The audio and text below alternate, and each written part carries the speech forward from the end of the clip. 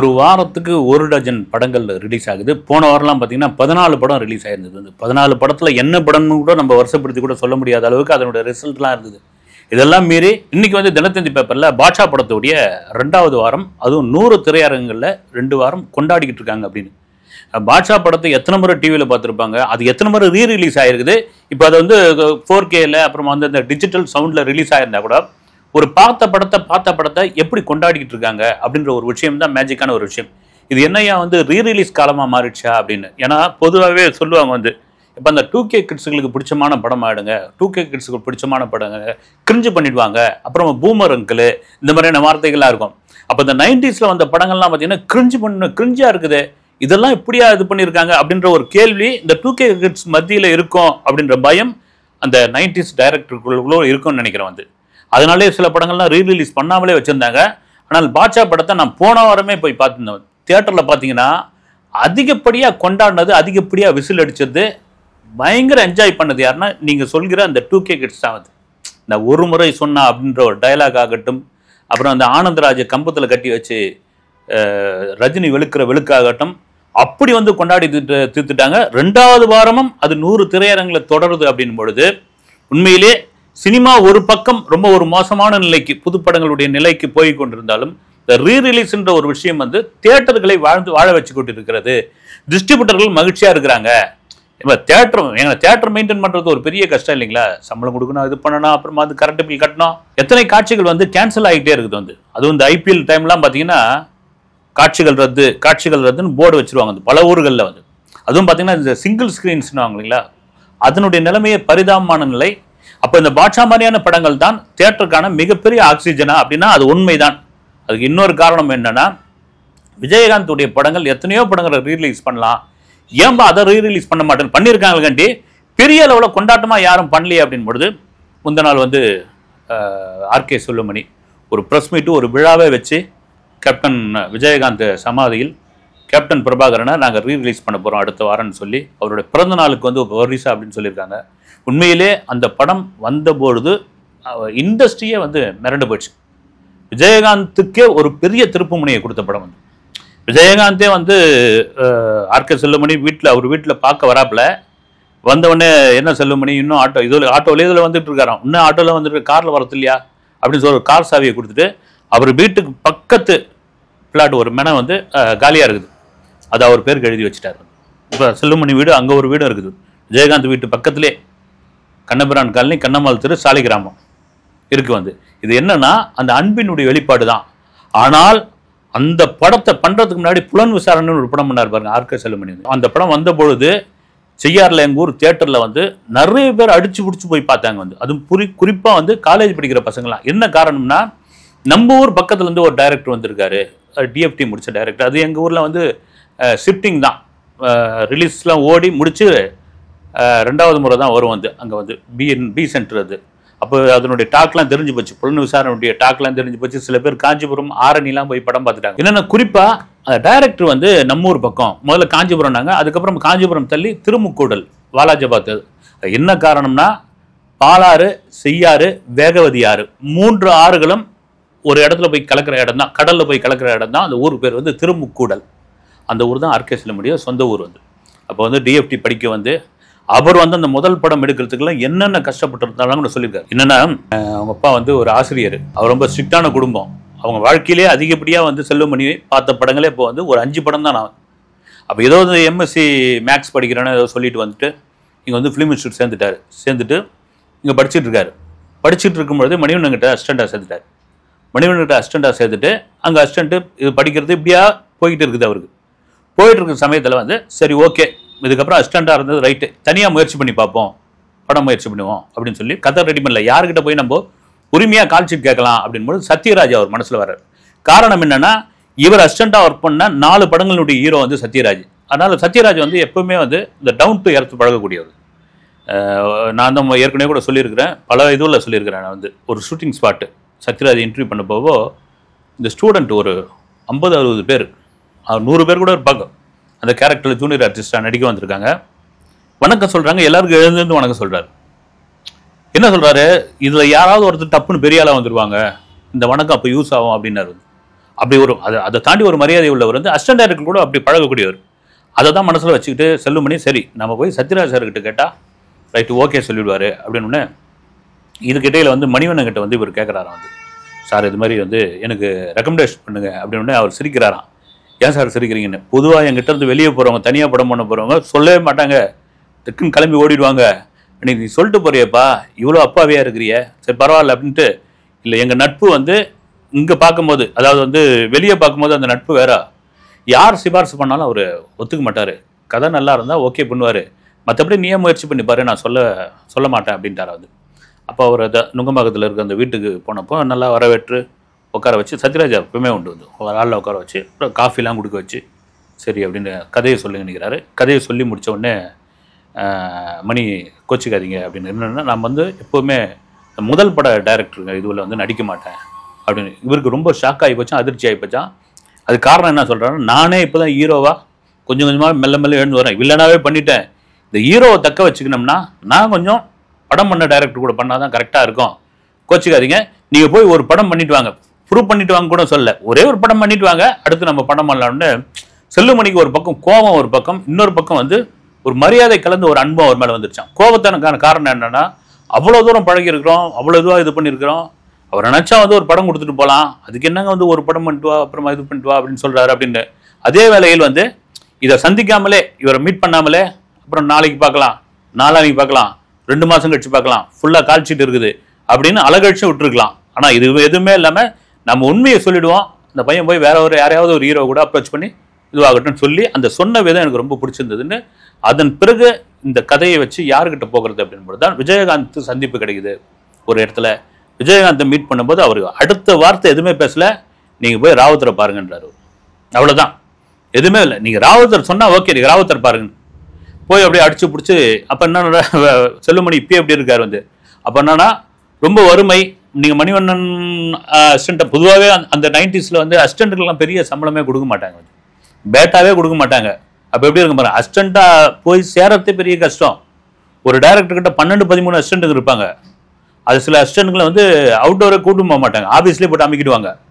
அப்படிலாம் இருக்கிற சமயத்தில் இவருக்கு ஒன்றும் சம்பளமே கிடையாது, வறுமை ஒரு பக்கம், வீட்டிலேருந்து காசு வாங்க முடியாது, என்ன பண்ணுறது தெரியாது. உருவம் வேற ஒரு ஒல்லியான உருவம், நம்பகத்தன்மை கம்மியாக இருக்கும். அது நீங்கள் ஆள் பாதி ஆடை பாதி மாதிரி. சினிமாவில் வந்து அந்த கெத்து தான் ரொம்ப முக்கியமான ஒரு விஷயம். எனக்கு தெரிஞ்ச இந்த 90 காலகட்டங்களில் 2000 முதல்ல வந்து லோன் வாங்குறதுலாம் பெரிய கஷ்டமாக இருக்கும் சமயத்தில். எனக்கு தெரிஞ்ச ஒரு நண்பர் ஒருத்தர் என்ன பண்ணுவார்னா, பிரமாதமான ஒரு ட்ரெஸ்ஸை போட்டுவார்.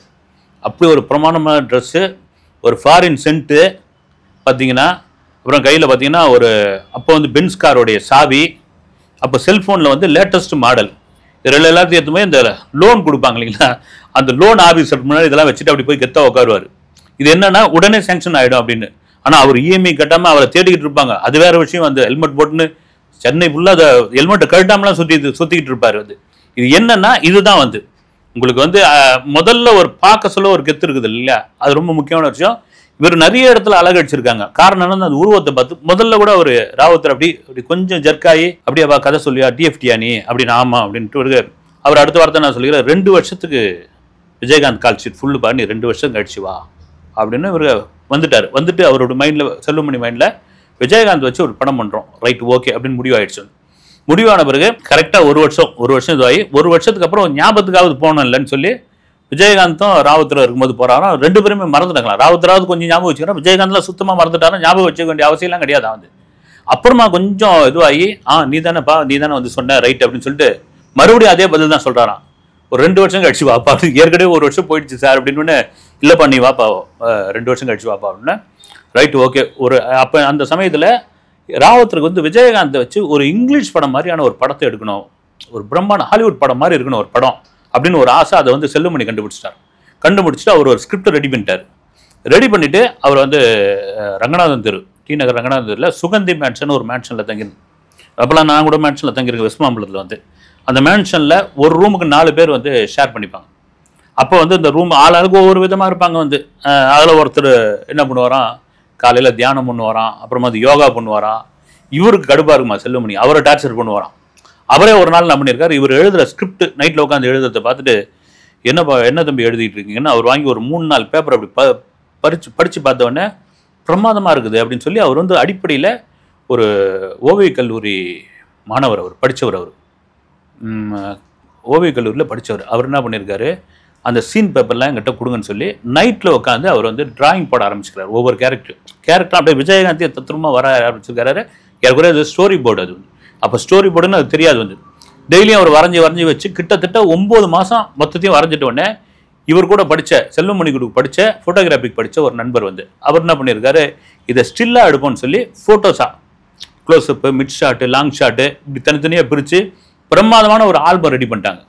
ரெடி பண்ணி இதுலேயே போயிடுச்சு. வந்து 1 வருஷம் எதுவும் ஆயிடுச்சு, 2 வருஷம் டார்கெட் ஆயிடுச்சு. ராவத்தில் போய் பார்க்குறாராம், மறுபடியும் பார்த்தவொடனே அவர் ஞாபகம் வச்சுக்கிட்டாராம், வா தம்பி, வாங்க தம்பி, இன்னொரு 2 வருஷம் சார் உங்ககிட்ட கால்ஷீட் வாங்க வரல, நான் ஒரு ஆல்பம் ரெடி பண்ணி வச்சுருக்கேன், அந்த ஆல்பத்தை மட்டும் நீங்கள் பாருங்கள். அப்படியே தம்பி, இன்னைக்கு கொஞ்சம் வேலையாக இருக்குது, நீங்கள் என்ன பண்ணுறீங்க, நாளைக்கு ஒரு 5 மணிக்கு வந்துருங்க அப்படின்னா, வெடிய காலம்.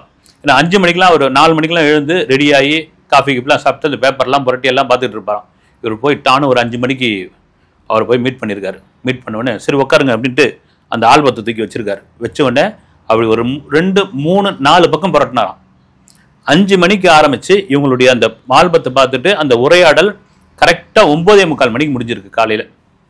என்னன்னா அந்த அளவுக்கு இம்ப்ரெஸ் ஆகிட்டாராம் ராவுத்தர்.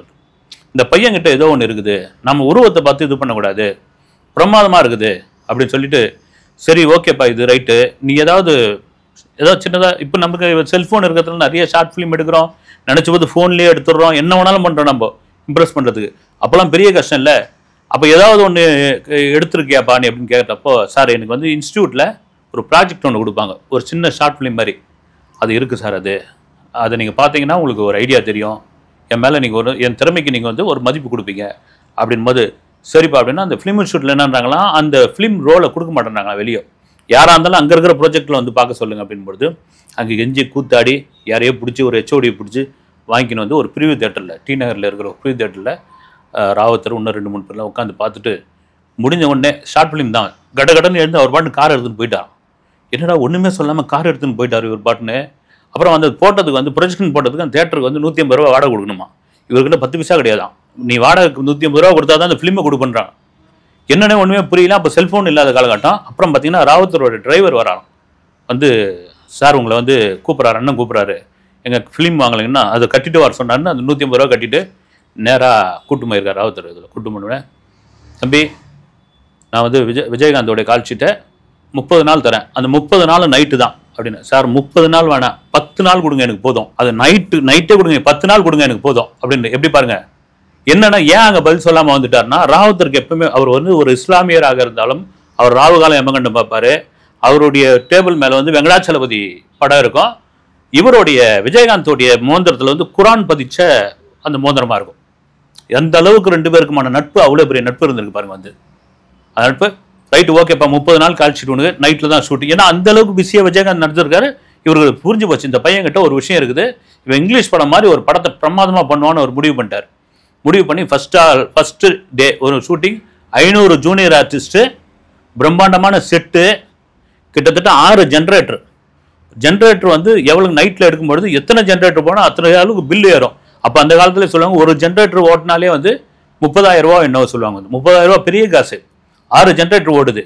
அது ஏதோ காஸ்டியூம் வந்து முதல் நாள் ஷூட்டிங்கில் ஒரு காஸ்டியூம் நினைச்சபடி ஒரு காஸ்டியூம் ஒன்று வரணும் அப்படின்றதுக்காக வந்து செல்லுமணி வெயிட் பண்ணுறாரு. அந்த ஆர்டராக எடுக்கணும்னு முடிவு பண்ணிட்டார். காஸ்டியூம் வரலையா, சரி விஜயகாந்த் வச்சு ஏதாவது ஒரு சீன் எடுப்போன்னு இல்லாமல் காஸ்டியூமுக்காக வெயிட் பண்ணப்போ இவர் ராவத்தர் வந்து சட்டப்பட்டோன்னு காஸ்டியூமில் தான் மிஸ்டேக் பண்ணிட்டாங்கன்னா காஸ்டியூம் அசிஸ்டண்ட்டை பிடிச்சி திட்ட ஆரம்பிக்கிறாரா ராவத்தர். அவன் பயங்கரமாக கோச்சிக்கிட்டானா. கோச்சிக்கிட்டு டிலே ஆகுதான். 12 மணிக்கு எல்லாம் ரெடி ஆகிட்டு விஜயகாந்துக்கு வந்து ரெடியாக உட்காந்துட்டு இருக்காரு. உட்காந்துருக்கும் போது அவர் ஷூவை அந்த காஸ்டியூம் அசிஸ்டண்ட் கட்டும் பொழுது தேம்பி அழறானா விஜயகாந்த்கிட்ட. ஏய் என்ன அழற அப்படின்றான். வந்து சார் எவ்வளோ பிரம்மாண்டமான செட்டு, 500 ஜூனியர் ஆர்டிஸ்ட்டு, எப்படிலாம் போட்டிருக்காங்க, நல்ல விஷயம் தானடா அப்படின்னு. நீங்கள் ஆடுறதுக்கு பதில் டான்ஸ் மாஸ்டர் ஜான் பாபு ஆடிக்கிட்டு இருக்கார் சார் அப்படின்னு குளிச்சு போட்டானா. வந்து எழுந்து அதாவது விஜயகாந்தோடைய அந்த குழந்தை மனசு, அந்த வெள்ளை உள்ளத்தை பற்றி செல்லுமணி ஒரு தடவை சொல்லியிருந்தார்.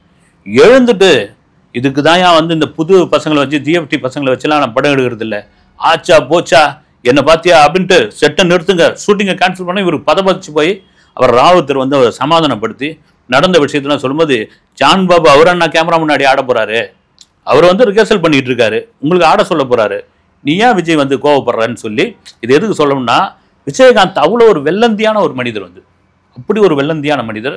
அவர் அந்த புலன் விசாரணை எடுக்கும்போது ஆர்கே செல்லுமணிக்கும் விஜயகாந்துக்குமே சிங்க் ஆகலையா. என்னன்னா, இவர் எடுக்கிற பேட்டர்னே வேற மாதிரி இருக்குது. அந்த செல்லுமணி எடுக்கிற பேட்டர்னே இவருக்கு ஒண்ணுமே புரியல. அவர் ராவுத்தர்கிட்ட வந்து புலமறையா, என்னையா அந்த பையன் வந்து காலில் இது செவுத்துல இது பண்ணுன்றான், அப்புறம் வந்து இங்க வந்து எடுக்கின்றான், ஒண்ணுமே புரியல அப்படின்னு ஒரு கட்டத்தில் அந்த படத்தை எடுத்து முடிச்சுட்டு ரீரெக்கார்டிங் இல்லாமல் போட்டு பார்க்குறாங்க. போட்டு பார்த்தோன்னே நிறைய ஒரு 4-5 டிஸ்ட்ரிபியூட்டர்லாம் சொல்லுங்களா, 10 பைசாவுக்கு இது பிரயோஜனம் கிடையாது, இவ்வளோ காசு செலவு பண்ணிட்டீங்க, ஒன்றுமே தெரியாது அப்படின்போது விஜயகாந்த் இன்னும் டென்ஷன் ஆயிடுறாரா. ராவுத்தர் மட்டும் ரொம்ப நம்பிக்கையாக இருக்கிறான். இல்லை, இந்த பையன் செல்வமணி கிட்ட ஏதோ ஒரு விஷயம் இருக்குது, பொறுங்கன்னு சொல்லி. அப்போ செல்வமணி சொல்கிறானா, சார் இந்த படத்தை ரீரெக்கார்டிங்கோடு பார்த்தா தான் சரியாக இருக்கும் அப்படின்னு. அதற்கு உண்மையிலே நீங்கள் புலன் விசாரணையை மியூட்டில் பாருங்கள், வேற மாதிரி இருக்கும். ரீரெக்கார்டிங் இளையராஜாவோட ரீரெக்கார்டிங்கோடு பாருங்கள், வேற லெவலில் கலக்கும். உண்மையிலே இளையராஜா தான் அதை கணிச்சவர்னு வந்து செல்வமணி சொல்லியிருக்காரு இடத்துல. அவர் தான் ரீலை போட்டு பார்த்துட்டு பிரமாதமையான்னு சொல்லி அந்த படத்துக்கு உயிர் ஊட்டினதே வந்து இளையராஜா. எங்கே சைலண்ட் பண்ணணும், எங்கே வந்து மியூசிக் போடணும், அட்டகாசம் பண்ணியிருப்பாரு. பிஜிஎம்ல இன்னைக்கு பிஜிஎம்ன்றாங்கல்ல, பிஜிஎம்லாம் வேற லெவலில் இருக்கும். அப்படியாப்பட்ட அந்த புலன் விசாரணைக்கு அந்த படத்தினுடைய ரிலீஸ்க்கு ஒரு பொங்கல் ரிலீஸ் படம் முன்னாள் செல்லுமணியுடைய அம்மா அப்பாவெல்லாம் கூட்டின்னு வர, சொந்தக்காரங்களாம் கூட்டின்னு வராங்க. பிரிவு தேட்டர் உள்ள விட மாட்டேன்றாங்க. இவங்க டக் ஆஃப் ஓடிக்கிட்டு விட மாட்டேன்றாங்க. படம் ரிலீஸ் ஆகுது. 2வது நாள் இந்த சூப்பர் டூப்பர் ஹிட்டுன்னு பெரிய அளவில் இதுவாகி போச்சு. 25 லட்சம் ரூபாய் சம்பளம் தருகிறேன் யார் செல்லுமணிக்கு அப்படின்னு ஒரு டிமாண்ட் வைக்கிறாங்க. ரஜினி கால்ஷீட்டு, கமல் கால்ஷீட்டு, எல்லாரும் வந்து கால்ஷீட் வந்து வெயிட்டிங்கில் இருக்குது. ஆனால் நன்றி கடனுக்காக நான் திரும்பவும் ராவுத்தருக்கு தான், விஜயகாந்த் தான் படம் பண்ணுவேன். ஏன்னா இந்த படத்துக்கு சம்பளம் கொடுத்தது வெறும் 10,000 ரூபாய் தான் புலன் விசாரணைக்கு. 25 லட்சம் சம்பளம் தரேன்றாங்க. ஆனால் அவங்களுக்கு தான் நான் பண்ணுவேன், நன்றி கடனுக்காக நான் பண்ணுவேன்னு சொன்னது தான் விஜயகாந்த். கேப்டன் விஜயகாந்தோடைய மனசில் போய் அப்படியே உட்காந்துட்டாரு. விஜயகாந்துக்கு 100வது படமும் மாபெரும் வெற்றி படமாக அது அமைஞ்சது. வந்து ராவுத்தரும் செல்லுமணி விடாம, அதாவது வந்து கொண்டாடி தீர்த்துட்டாரு. அவர் செல்லுமணி வந்து புகழ் எங்கேயோ போயிடுச்சு. உண்மையிலே வந்து மிரட்டலான படம் வந்து. நீங்க இன்னைக்கும் வந்து கேப்டன் பிரபாகரனை பாருங்க, அதை ஒரு ஃபீலா சொல்லியிருப்பாரு. என்னன்னா, சந்தனக்குள்ள வீரப்பனை வச்சுதான் கதை வந்து. வீரப்பனை வந்து வெளியே தப்பா பேசி பேசி பேசி ஒரு மாதிரி இது பண்ணிட்டாங்க. நான் அங்கே போய் சத்தியமங்கலத்தில் போய் வீரப்பன் ஊருக்கு போன பிறகு தான் தெரியுது வீரப்பன் எவ்வளோ தங்கமான ஒரு மனுஷன். ஆனால் அந்த படத்தில் நான் அந்த தப்பான கேரக்டராக நான் கொண்டு வந்து சேர்த்துட்டேன் மன்சூர் அலிக்கான. ஆனால் உண்மையிலே தங்கமான மனிதன் வீரப்பன், அவனை ஒரு தெய்வமாக போட்டுடுறாங்க அங்கே அப்படின்னு அப்பயே சொன்னது வந்து. எடுத்த பிறகு வந்து நான் ரொம்ப ஃபீல் பண்ணேன் அப்படின்னு. அந்த படம் எவர்கிரீன், ஆட்டமா தேரோட்டமா பாட்டல் வந்து இன்னைக்கு வரைக்கும் லைட் மியூசிக் பாடினா அரங்கமே ஆடுற மாதிரியான ஒரு பாடல் அது. அது ரீரிலீஸ் அப்படின் பொழுது இன்னும் எத்தனை படங்கள் ரீரிலீஸ் வரப்போகுதுன்னு தெரியல. இந்த ரீரிலீஸ் மட்டுமே ஆரோக்கியமான ஒரு விஷயமா மாறாது. இங்கு எடுக்கிற படங்களும், நீங்க வாரத்துக்கு 15 படங்கள் 20 படங்கள் எடுக்கிறீங்களா, இந்த படங்கள் நல்ல படங்களாக இருந்தால் அதை பார்ப்பதற்கு ஆடியன்ஸ் ரெடியாக இருக்கிறார்கள் என்பதுதான் நிதர்சனமான உண்மை. அடுத்த வீடியோவில் சந்திக்கிறேன். நன்றி.